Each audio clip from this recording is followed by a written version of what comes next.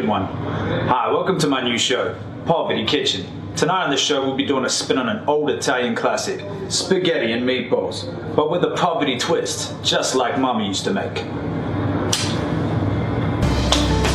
Poverty. Good yo! Poverty Kitchen. Right on! Poverty. Oh yeah!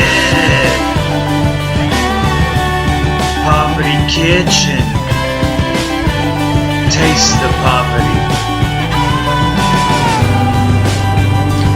Hi, welcome back. Tonight on the show we'll be filming from a special location, my home, a closed-off alleyway behind a pizza shop across the road from the projects. Hi, I'm your host, Matthew Nenke, aka Skank Elvis, or as my parents used to call me, we don't love you when you're not welcome here anymore.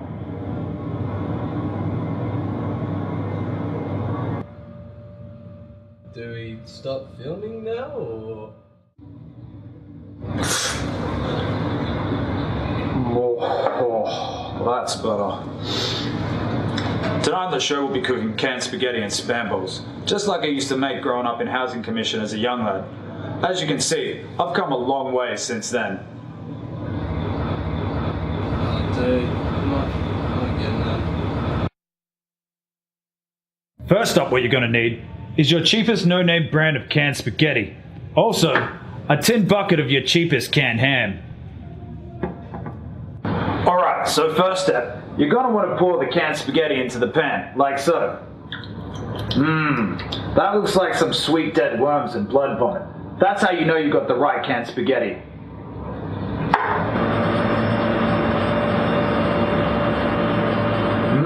That's tasty. Now making the spam balls is the tricky bit, but only if you've gone that far into a bender that you've lost the ability to use a spoon.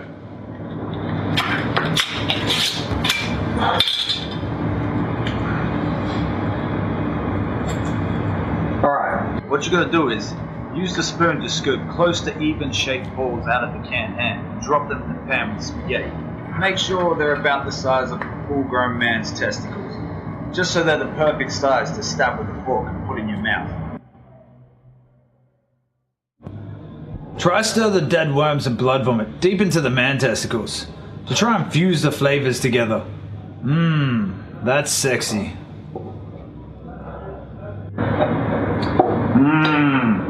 I don't know about you, but this is making me wet. Alright, now it's time for seasoning. What you're going to want to do is add a squirt of goon straight from the flagon like so.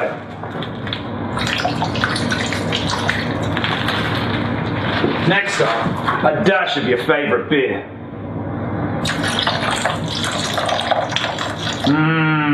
Listen to that.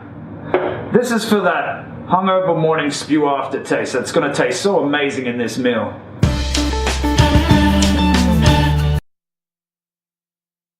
Alright, this is about ready for cooking.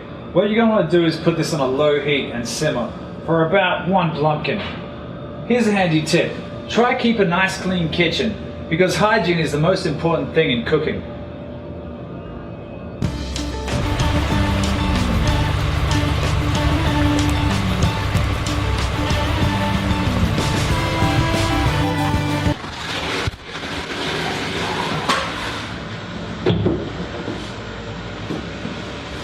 Alright, you just stay in there, alright? We're filming.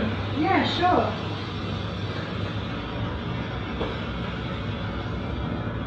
Alright, so after the bumpkin, it's pretty much ready to serve. Here's a chef's tip. Always taste your food before you serve it. Make sure that if you need to add any additional seasoning, add it now.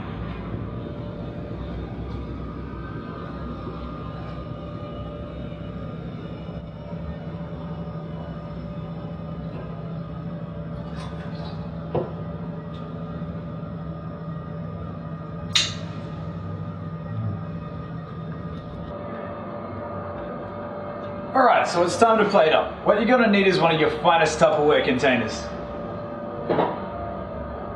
Alright, for plating up, all you're going to need to do is pour the contents of the pan into the Tupperware container, like so.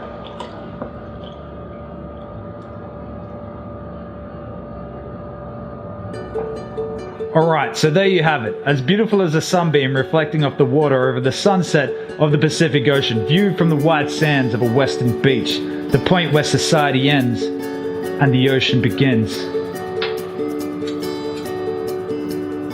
Hi, I think the thing that people don't quite understand about Poverty Kitchen is that to me, feeding poor people heavily processed food is kind of like feeding poor people poison. And to me, feeding poor people poison who can't afford to get good food is pretty much the main reason why I do this. Alright, it's time to try this.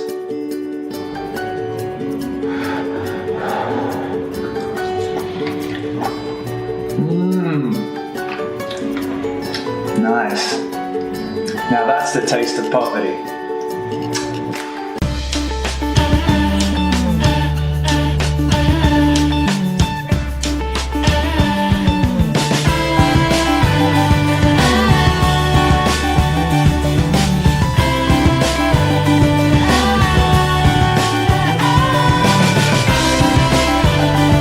I hope you enjoyed Poverty Kitchen. Join us next week where we'll show you how to make sushi using your child's goldfish and seaweed that you can find on any beach.